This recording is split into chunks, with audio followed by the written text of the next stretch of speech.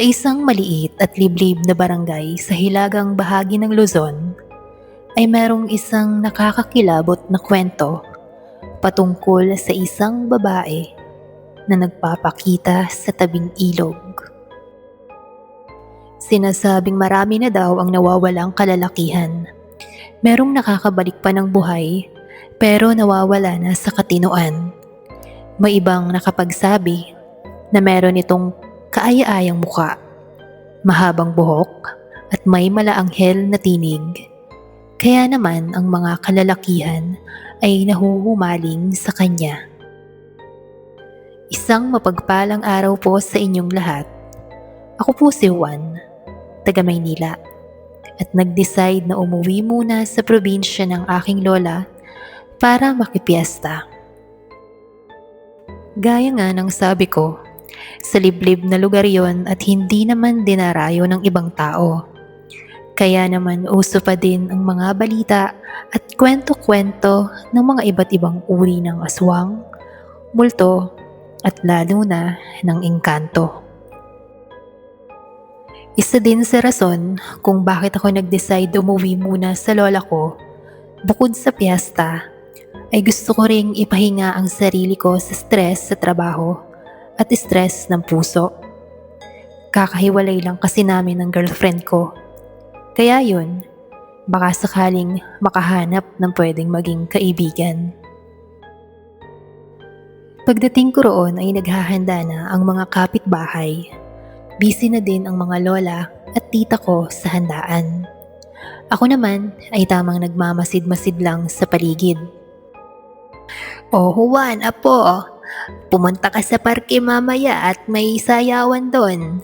Isasabihan ko ang mga pinsan mo na isama ka," sabi ng lola ko. Sige po, baka may mga magagandang babae din doon na pwede kong jowain."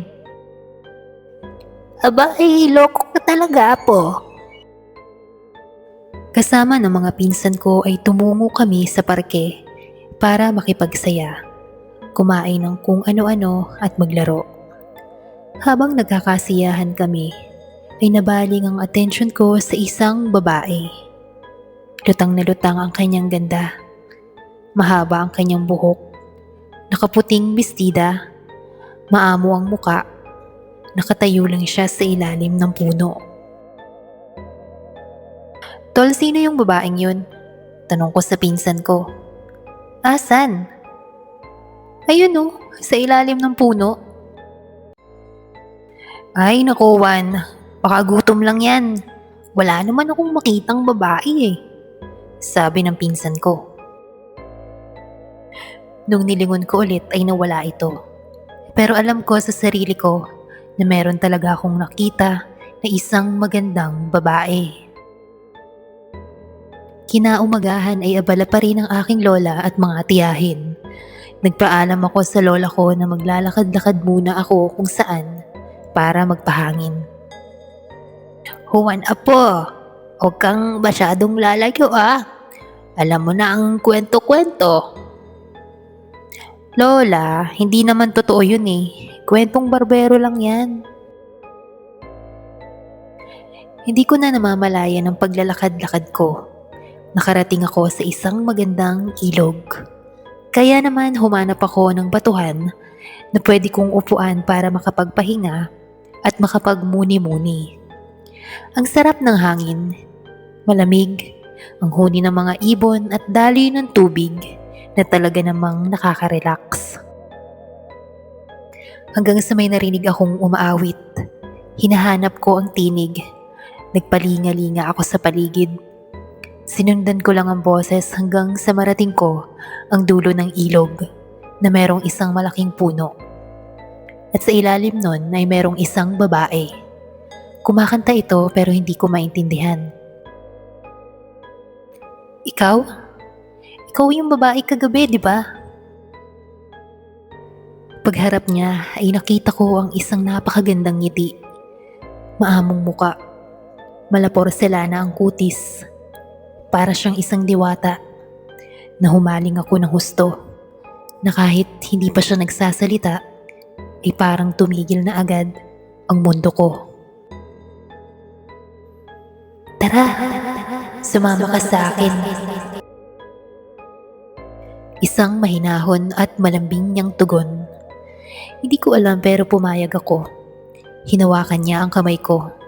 Sobrang lambot. Ang pakiramdam ko noon ay para kaming lumulutang.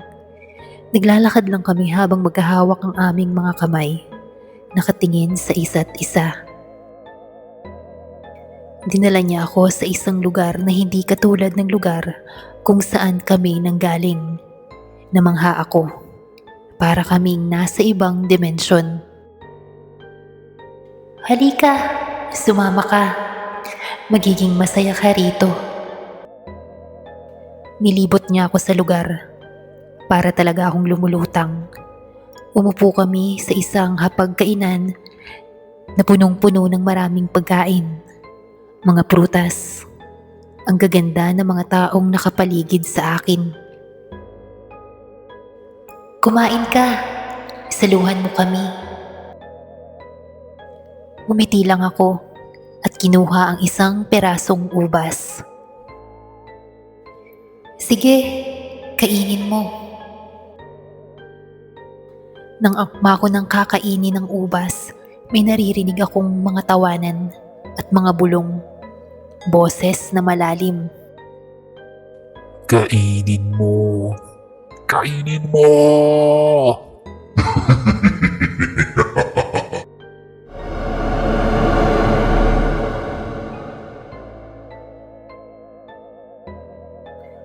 Parang tawa ng isang nilalang na galing sa ilalim ng lupa.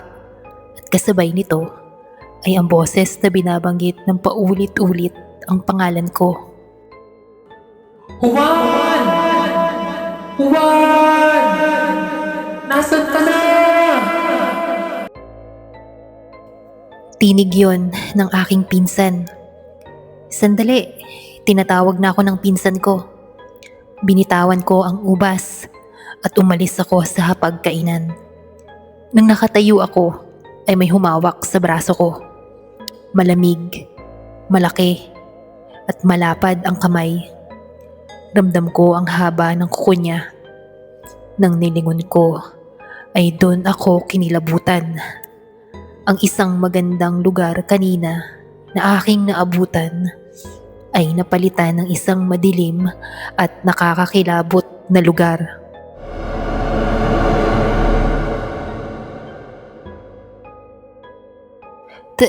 Teka, ano to? Nasaan ako? Bumulaga sa akin ang isang nilalang. Nakulubot ang muka. Malaki ang tenga. Kulay puti ang mahaba niyang buhok. Maitim ang mga ngipin. At nandidisik ang mga mata. Dito ka lang. Sa akin ka lang.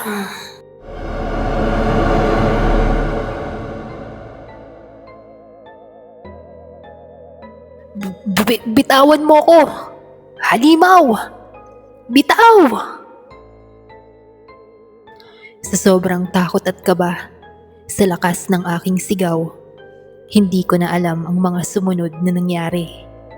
Pagmulat ng aking mga mata, nasa higaan na ako sa bahay ng aking lola.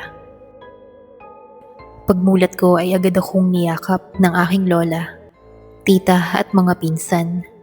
Marami ring kapitbahay ang nakiusyoso sa labas ng bahay namin. Juan, pinsan, ano nangyari sa'yo? 2 araw ka na naming hinahanap. Natagpuan ka na lang namin sa tabing ilog sa ilalim ng malaking puno at wala ka ng malay. Yung babae, dinala niya ako sa isang kakaibang lugar. May lumapit na isang matandang lalaki. Isa pala siyang albularyo. Engkanto yung kumuha sa'yo. Buti at hindi mo kinain ang pagkain nila. Kasi kung kumain ka, kahit kaunti lamang, ay malamang ay hindi ka na makakabalik. Mag-iingat ka dahil hindi titigil yun hanggat hindi ka niya nakukuha. Binigyan ako ng albularyo ng isang kwintas na merong dasal. Iho, suotin mo ito, proteksyon mo, at huwag na huwag mo itong tatanggalin. Nakampante na ako dahil alam ko na hindi na ako gagambalain ng engkanto na yon dahil meron na akong panangga. Nagkamali ako dahil hindi ito umubra.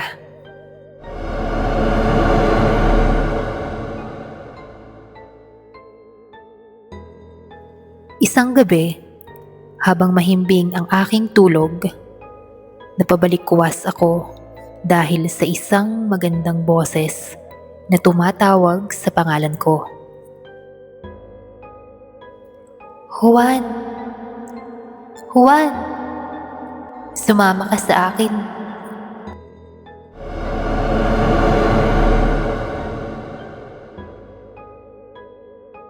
Pagbangon ko ay may isang magandang babae sa tabi ko. Hindi ko alam at bigla na lang pumasok sa isip ko na hubarin ang proteksyon kong kwintas. Inaabot niya sa akin ang kanyang kamay. Huwag ka na malungkot. Tara na, Juan. Magiging masaya ka doon.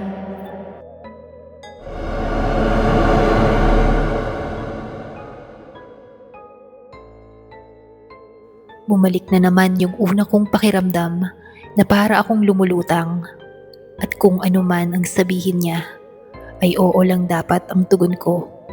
Nakokontrol niya ako.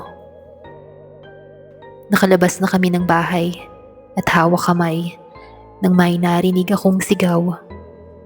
Sigaw ng albularyo. Nakita niya ang tangkang pagkuha sa akin ng nilalang. Juan! Isang engkanto ang babaeng yan! Lumayo ka sa kanya!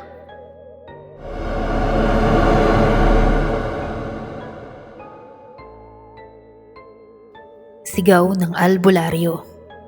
Dahil sa mga nangyayari, ay nagsilabasan ang mga pinsan, tita at ang lola ko. Ang tingin ko ay isang magandang babae ang kasama ko, pero ang tingin nila ay isang engkanto.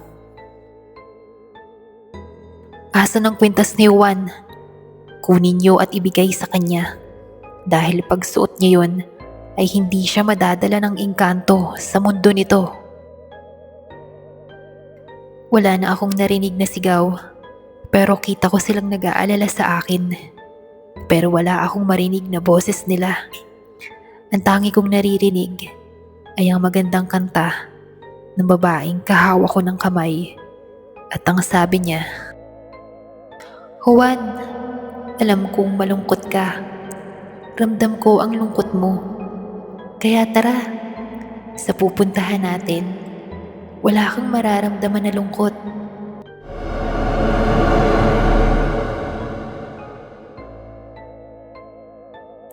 Ang proteksyon na kwintas ay muling dinasalan ng albularyo. Mas tumindi pa ang kapangyarihan nito para matalo at mapaalis ang engkanto. Tumakbo ang albularyo at isinabit ito sa liig ko ang kwintas. Para akong nauntog sa pader na parang nagkaroon ng harang ang dadaanan ko. Nagkaroon na ulit ako ng ulirat at naririnig ko na ang iyak at hiyaw ng lola at mga pinsan ko. Nawala ang magandang babae. Naiwan ito ang marka ng kalmot sa braso ko na late ko na rin naramdaman.